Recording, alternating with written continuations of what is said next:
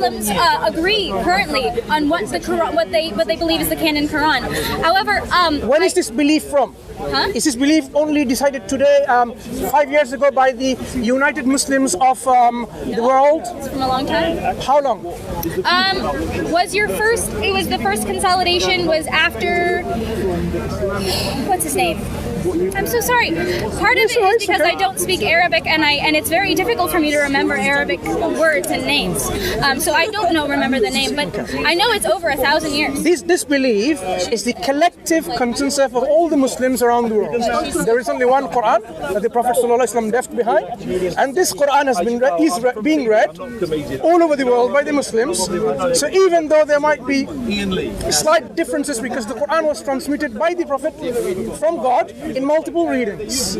So to give an example, Malik Yawmiddin and Malik Yawmiddin, there's a difference. But both of the differences are from God.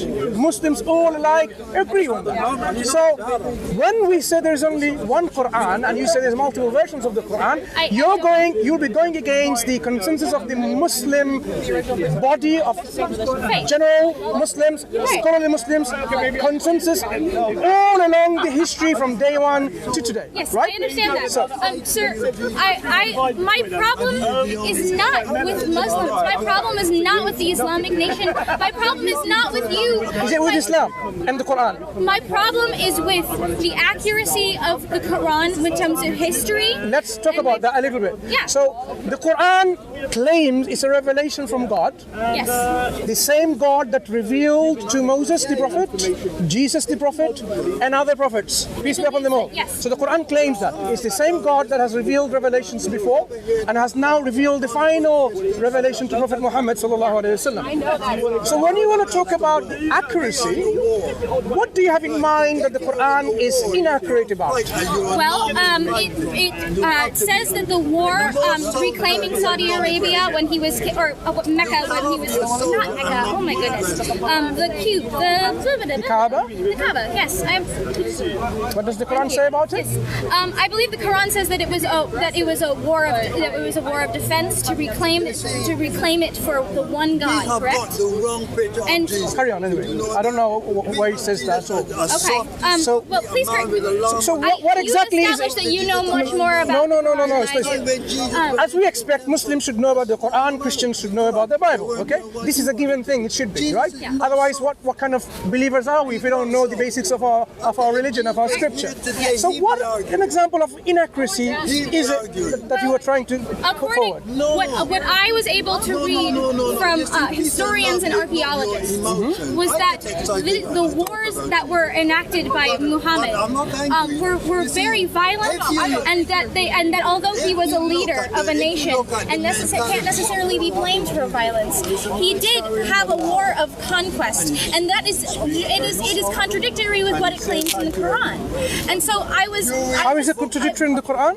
The Quran says that it was a war of peace, and that Where does it say that? Nation. It doesn't say anywhere in the Quran it is a war of peace. Okay, then I am wrong. Sure. So let's take about another example of inaccuracies that you may have in mind.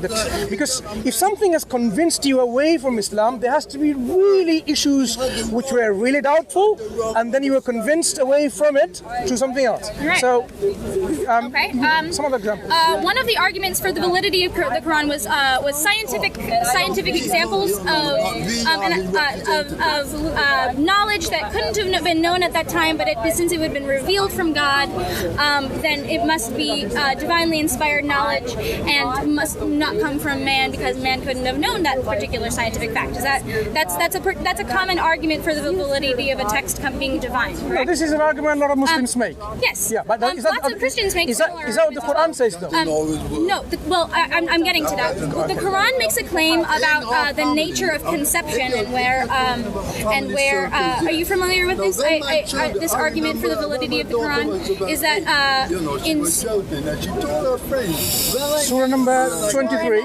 Is it? Thank you. Surah Al-Mu'minun. Yes. There is a description.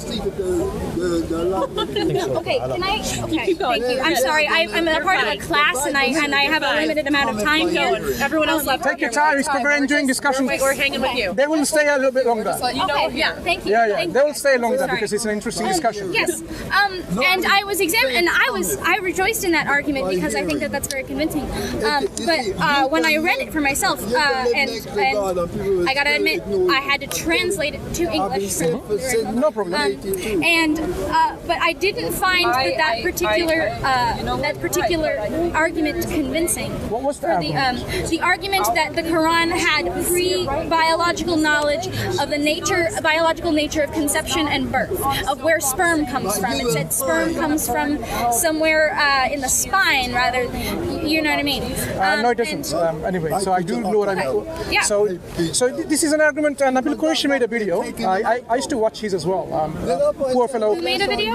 Nabil Qureshi once made a video on this issue about the very issues about sperm. I haven't. Yeah. So you haven't probably read or looked at his. I've read his essays, but I have not watched his videos. Unfortunately, even as a medical doctor, he should have realized the Quran doesn't make that argument. So what the Quran says is not like the sperm comes from between the backbone and the ribs. It talks about how the two arguments are made, how man emanates from these two places. So when you look at let me simplify it. When you look at during birth, the child in the abdomen or the womb of the mother is actually exactly in between these two structural places. Yes. Because when you have a cylinder, our reference point are, if you have a cylinder, what's our reference point? It's like from this perspective, from the center. The center and then the radius. Yeah. No. From front to back, from this angle. Oh, the diameter. Okay. No. The front to the back, anterior and posterior.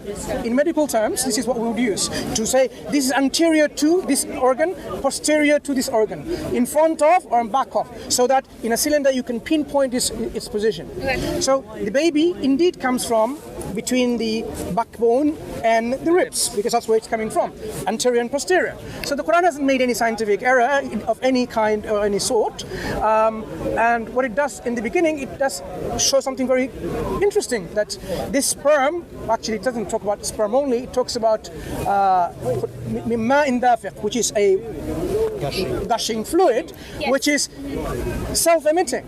And what we know now, within this gushing fluid, this sperm is self-motile. So that's something that you have to say the Greeks and the Romans and the Hindus would not have known. So you would say that this is certainly interesting, because in Arabic, I'm not going to go into the grammar, but very simply just saying, you would have normally said ma'un madfuq. Yeah, ma'un madfuq. But the Quran says... In English that means something very different, but yes. But it says ma'un dafiq, means the water itself is doing itself motion, self-emitting motion.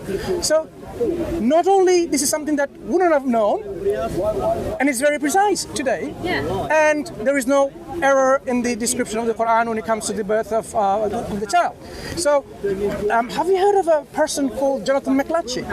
No, I have not. Okay, he came here again, now doing a PhD of some kind. I very much wanted to discuss this because it's interesting to have a discussion with someone who are man or woman of knowledge in that very field. Like if Nabil Qureshi was well today, I would have had the same discussion with him, rather than someone who's not in the medical field. Could you actually give me the names of? I'd like to do. I have to leave, but I'd like to do further research on this. And you were citing a lot of. Sure. We will towards the end, but I want to know what other things that intellectually really led you away. So what are the things that you found in the Quran that is really not quite right? Well, yeah. Because you mentioned, remember, a lot of points. So I want to pick from those points and tell me, okay, I mentioned this. This is why. Unfortunately, because when I will give you an argument, and then I believe that it will be your turn to defend against the argument. But unfortunately, I have to go. And so rather than give you another argument, not another argument. The same arguments that you've made already. Just because I don't want to go through every single one of them, and I don't remember all of them because my memory isn't that good. That's why I use notepad like yourself exactly. So. Yes. Remind yourself and say what are the things that you said that really, convinced you out of Islam. Okay. Islam sponsors a works-based gospel. Islam is? A works-based salvation. Not really. The fact that you that in order to go to heaven, that it is your deeds and it is your following of the law that determines whether or not you are a good person. Actually, and it believes that people can be made good if they do good deeds. Okay. Do you know? Just to understand the Islamic position on this? Yes, sir. I do want to understand. No, I want to. No. My sister. I have to leave. You will leave, but I want to respond to this very quickly because there's a statement of the Prophet, sallallahu alaihi wasallam. Okay, I'm so sorry. We're going to be late. But can I make this response in 1 minute? I can't. I 1 minute. Started. I'm sorry. Just 1 minute. And the response is this anyway. The companions of the Prophet sallallahu alaihi wasallam asked about, how are we going to? Do we go to paradise with our deeds? He says no. He says, just paraphrasing, not even you. He says no, not even me, unless Allah showers His grace on me, His mercy and grace on me. So we go to paradise through the fadl of Allah, from the grace of Allah, from the mercy of Allah, not because of our deeds. So this is again total misconception by our Christian friends in humanity.